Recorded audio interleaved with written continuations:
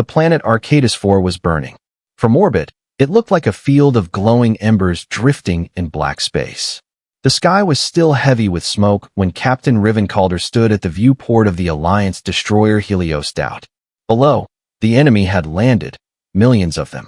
The war had ended for everyone except the ones still breathing. Riven sipped from a cold cup of coffee, his reflection merging with the faint red glow of the planet. The orbital bombardment had stopped 23 minutes ago. Cities were gone. Military outposts erased. Communications dead. The Zarkine hegemony was efficient, a civilization that treated war like an equation. Every strike balanced, every result calculated. Lieutenant Nor-Alia's voice broke the silence. "Sir, incoming transmission from the Zarkine flagship." "Put it through," Riven said quietly. The main screen flickered to life, showing Warlord Khazrel, 8 feet of muscle and authority. His body armor gleamed like polished stone. Four eyes, arranged in a diamond pattern, stared at the camera with cold precision. "Human vessel," the alien's voice rumbled, deep and mechanical. "I am Warlord Khazrel of the 3rd Dominion Fleet. I offer you this single chance to surrender. My army numbers 1 million soldiers, each one stronger, faster, and more disciplined than any of your kind. Your defeat is inevitable. It is not a matter of honor, but mathematics." The bridge went still. Nur looked toward her captain, waiting for an order. Riven didn't speak right away. He took another sip of his bitter coffee and set the mug down with a sharp click. 1 million soldiers, he repeated softly, almost tasting the number. Then, with a slow smirk, he added, "That's good. I was running out of targets." Nur blinked. "Sir, tell him," Riven said, his tone dry as ash.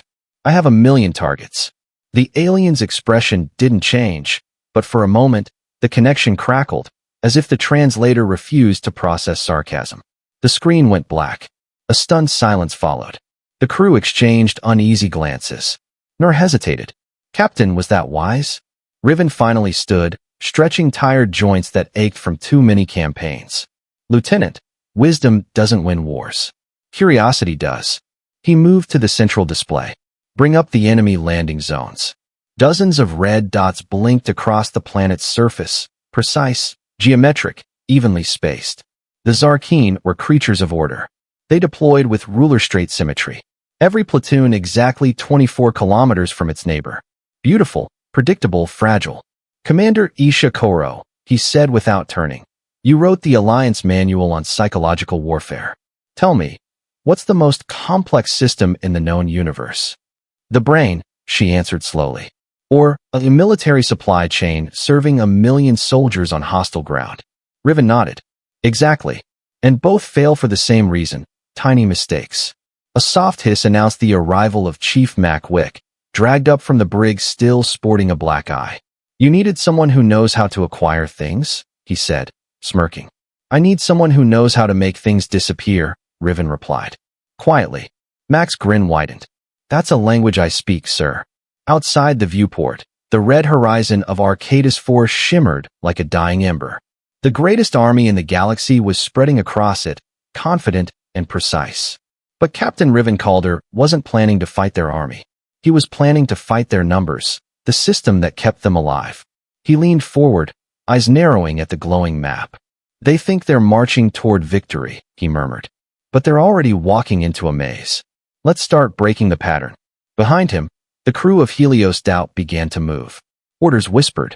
Screens flickered. The war had entered its quietest and deadliest phase. The human phase. The war room on Helios Doubt was small, dimly lit, and filled with the low hum of processors. Every surface glowed faintly with tactical maps, data streams, and holographic projections of enemy supply routes.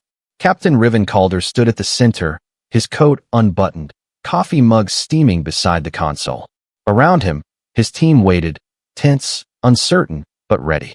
He pointed at the display, a map of Arcadis IV, glowing red with enemy encampments. "They've landed 1 million troops," he began quietly. "But that means they've also landed 1 million mouths to feed, 1 million rifles to maintain, and 1 million egos to control. They don't have an army, they have a math problem." A soft laugh came from Chief Mac Wick, the ship's supply specialist and full-time troublemaker. "So we're not going to shoot them, sir?" We're gonna confuse them to death. Riven didn't smile. If confusion kills faster than bullets, then yes. At the far console, Lieutenant Nur Alia's fingers danced across glowing keys. She had already mapped every signal coming from the surface. Their networks are thick, sir, she said. Military lines are sealed, but their civilian systems, laundry, canteens, logistics, are wide open. Then that's where we start, Riven replied. Never attack the shield.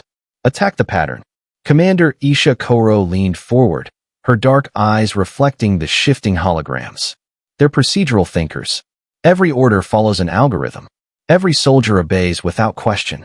If we make their system doubt itself, their soldiers will too. That's the idea. Riven zoomed in on a cluster of enemy dots. We'll use 3 operations. Nor, you'll run Operation Damp Echo. Adjust their environmental systems. Just enough to make them miserable, not dead. Nor blinked. You want me to tamper with their air conditioners? With everything, Riven said simply. Humidity, temperature, clothing dryers, food processors. I don't care if it's a sock warmer or a water recycler. Twist it until it feels off. Mac chuckled. That's evil, sir. It's efficient. Then Riven turned to Isha. You'll handle Operation Clerkstorm. Corrupt their bureaucracy. Send proper forms to the wrong people, valid orders at the wrong times. I don't want them panicking. I want them thinking it's their own fault. She nodded, already plotting. A system drowning in its own paperwork. Beautiful. And me? Mac asked. You get Operation Ghostwire.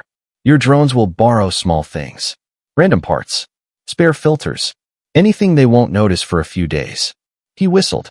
One missing bolt at a time, huh? Exactly, Riven said.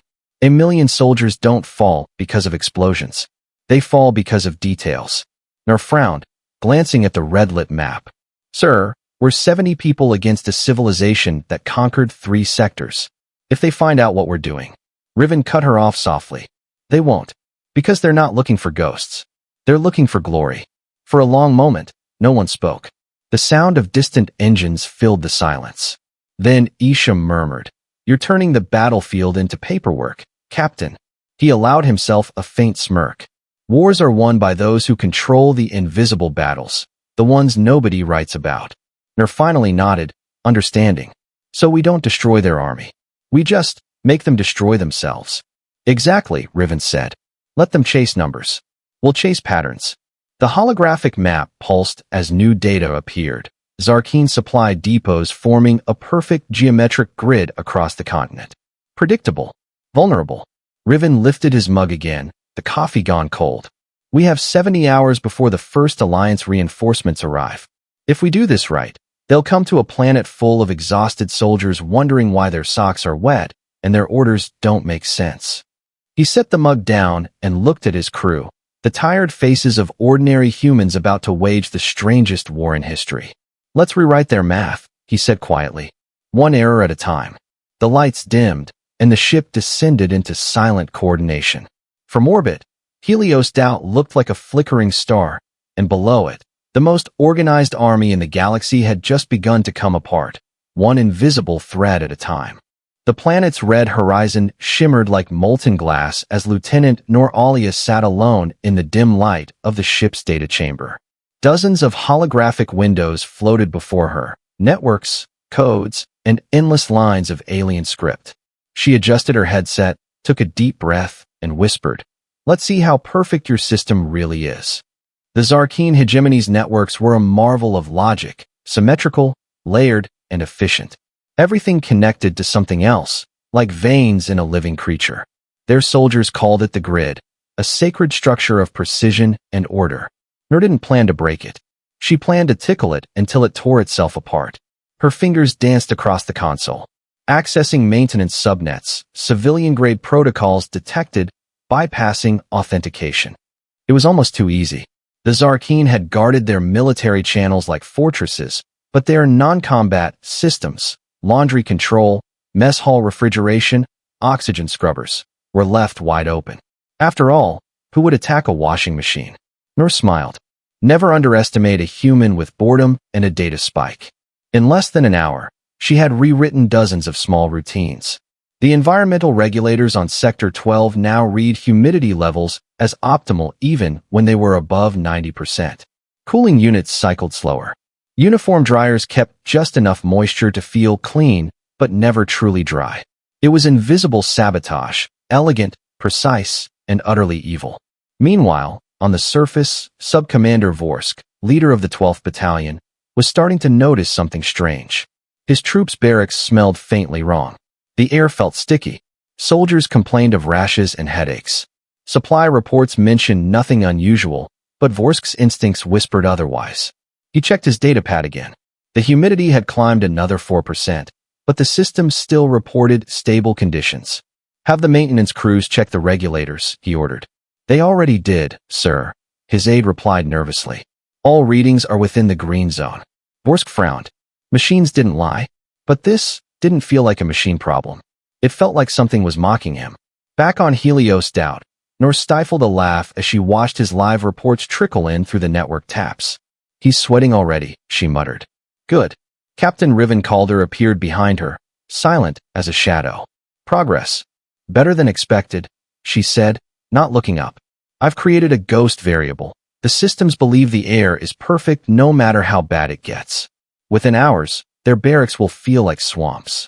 Riven leaned on the console. And no one will suspect? They'll think it's weather interference or bad sensors. I even left fake maintenance logs to prove it. Excellent, he murmured. Make sure it spreads. Not too fast, but steady. Let them think it's just their planet turning against them. She grinned. You're enjoying this, sir.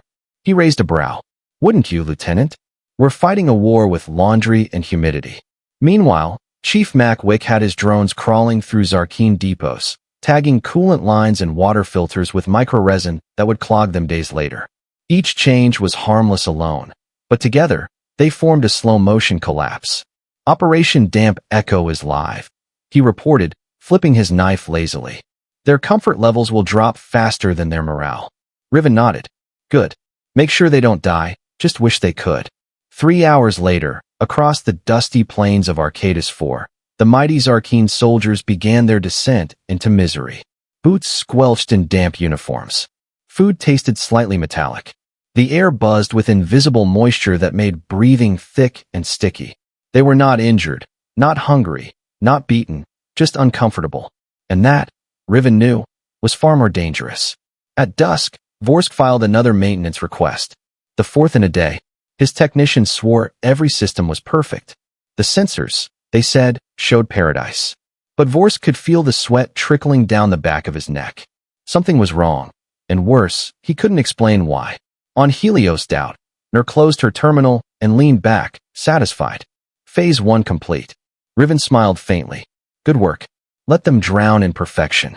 For the first time in the campaign, the humans had drawn first blood, not with plasma or steel, but with damp socks, sticky air, and endless irritation.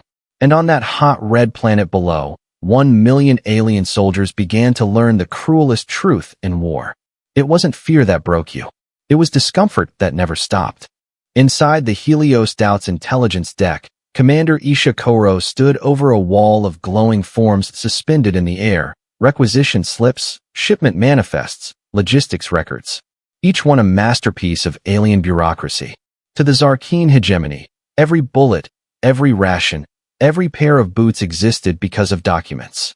Nothing moved without a form being signed, stamped, approved, and triplicate. They built a god out of paperwork, she muttered, scrolling through columns of alien data. Let's see what happens when that god starts to choke on itself. Captain Riven watched from the shadows, his voice calm, but sharp. Don't destroy the system, Commander. Bend it. Just enough so it thinks it's still working. Subtle sabotage, she replied. The kind they'll blame on their own clerks. Chief Mackwick leaned against a console nearby, flipping a pen between his fingers. You want chaos through compliance, he said. I like it. Not chaos, Riven corrected.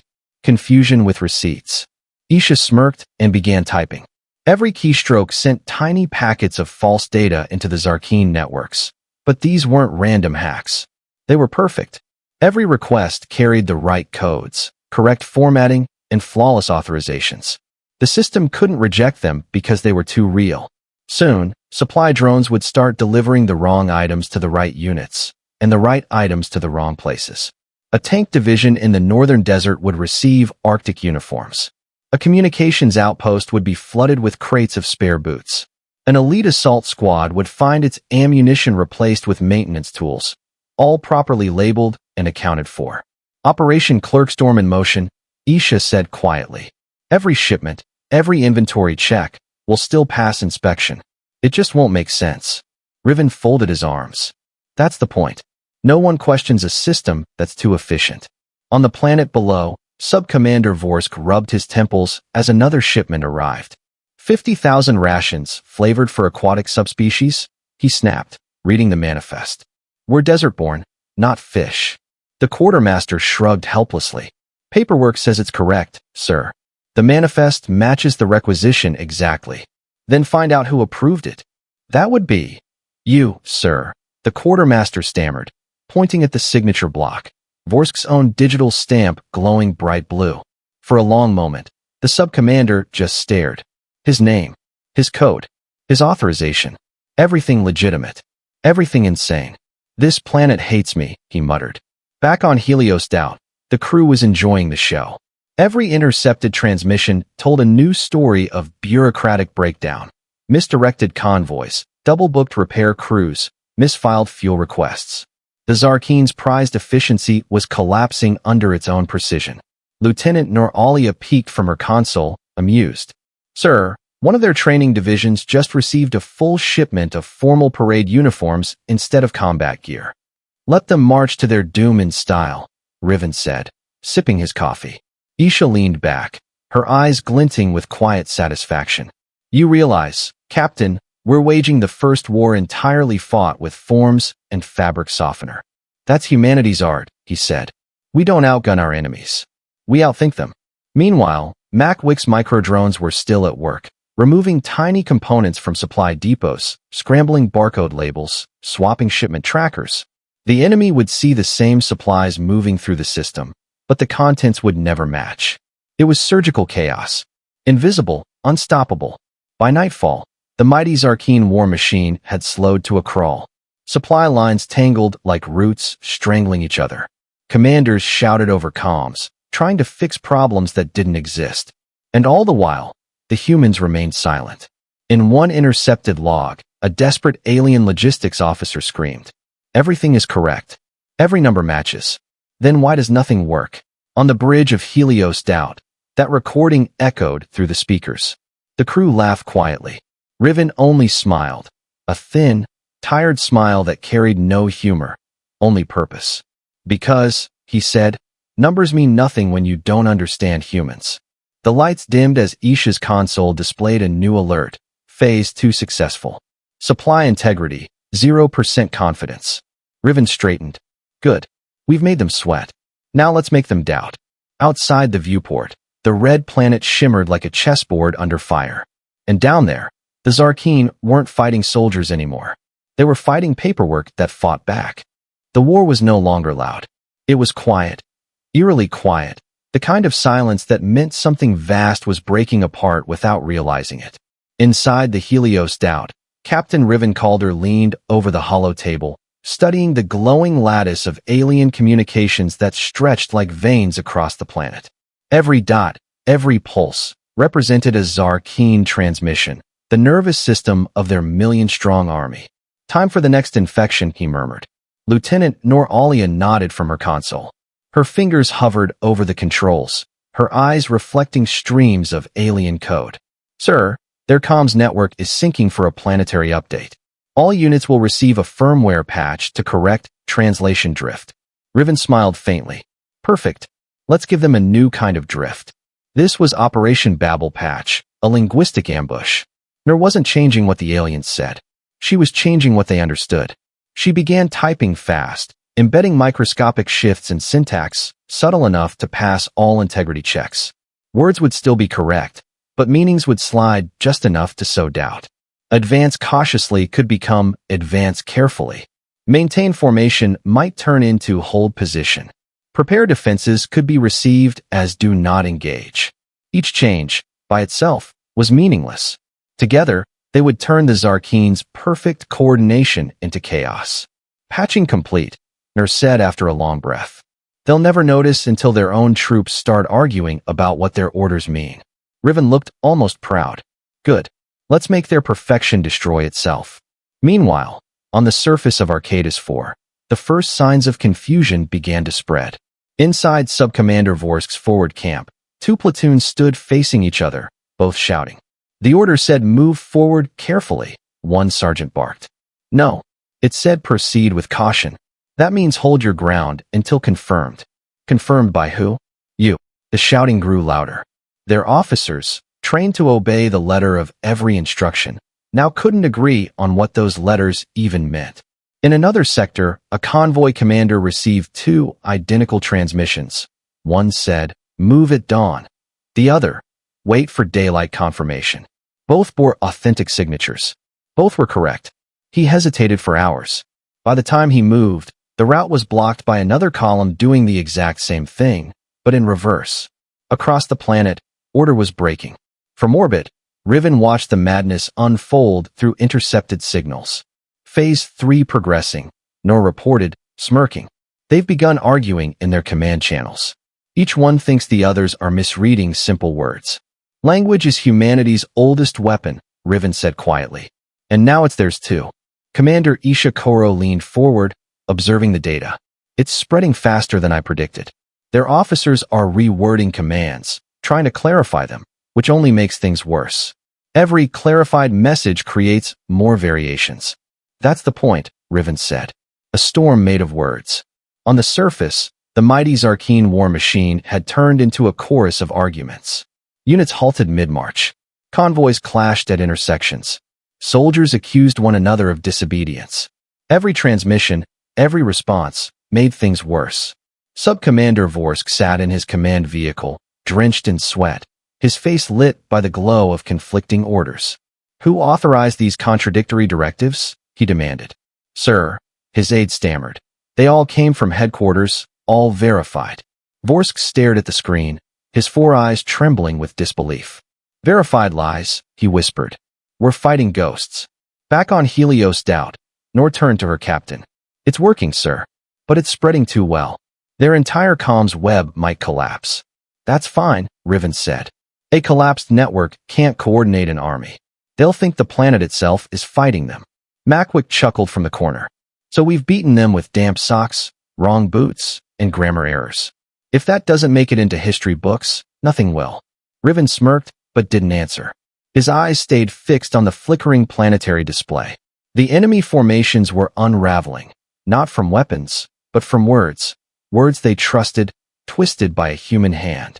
On the surface, the Zarkeen army began to fracture. Commanders gave orders that no one obeyed because no one could agree on what obedience meant. Vorsk watched the chaos and finally understood. This wasn't war, it was disintegration. His perfect army was turning into noise. In orbit, Nor's console pinged softly. Update propagation complete. 100% of units now running modified firmware. Riven straightened, voice calm and final. Then we're done talking. He turned toward the window, the red world glowing beneath them like a dying ember. Let's see how long. An empire can survive, he said, when its own language becomes the enemy. The planet Arcadis 4 no longer looked like a battlefield. From orbit, it looked like a living equation coming undone. Columns of soldiers moving in circles, convoys stuck nose to nose, supply crawlers overturned in ditches they'd built themselves. Dust storms rolled across their perfectly geometric camps, turning order into mud. Inside the Helios Doubt, Captain Riven Calder stood at the main viewport, arms folded, watching the spectacle with quiet intensity. They wanted a mathematical war, he said softly. So let them see what happens when the equation breaks. Commander Isha Koro leaned over her console. Intercepted transmission confirms it, sir. They're issuing simultaneous orders. Advance, retreat, regroup, all to the same units. Every signal is authentic. Excellent, Riven replied. The machine is arguing with itself. Below, the Zarkeen hegemony's once perfect army was unraveling by the minute. Their once pristine logistics web had turned into a labyrinth of contradictions. Food shipments were lost, fuel convoys misrouted, and half their communication relays were jammed, not by enemy fire, but by their own overlapping orders. Sub-Commander Vorsk, now gray with exhaustion, stood at the center of the storm. His once disciplined troops were shouting over one another, their voices filled with panic and disbelief. "Sir, the Western Front reports low supplies." "What? We sent their rations yesterday." "They received boot polish, sir." Vorsk rubbed his eyes. "Boot polish?" "Yes, sir. 3 tons. Outside, the alien war machines, towering vehicles of chrome and plasma, sat silent. Their engines were clogged with dust because the cleaning solvent had been replaced with harmless water. The maintenance logs still read optimal efficiency. Everywhere Vorsk looked, perfection betrayed him. Meanwhile, far above, Chief Mackwick sat cross-legged beside a console, flipping through real-time drone feeds. His small grin never faded. "Their vehicles are falling apart exactly on schedule," he reported. "I told you those solvent additives would make their seals crumble." Riven didn't look away from the window. "And casualties?" "None, sir. Just confusion, fatigue, and a growing urge to punch each other."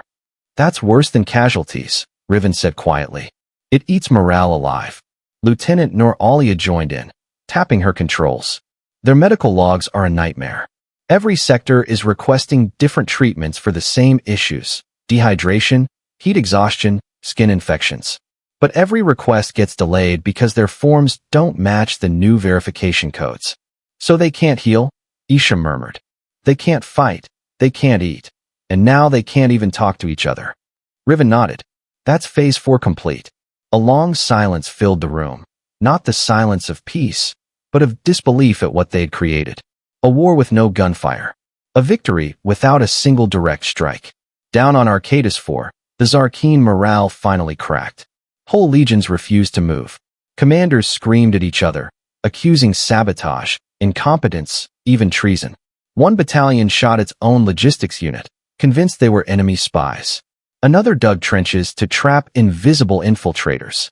The Heliostout crew watched it all unfold in silence. "They're falling apart faster than I predicted," Nur said softly. "It's like watching glass shatter in slow motion." Mac whistled. "Guess no one taught them what humans do best." Riven turned to him. "And what's that, Chief?" "Turn chaos into strategy." The captain smiled faintly. "Exactly."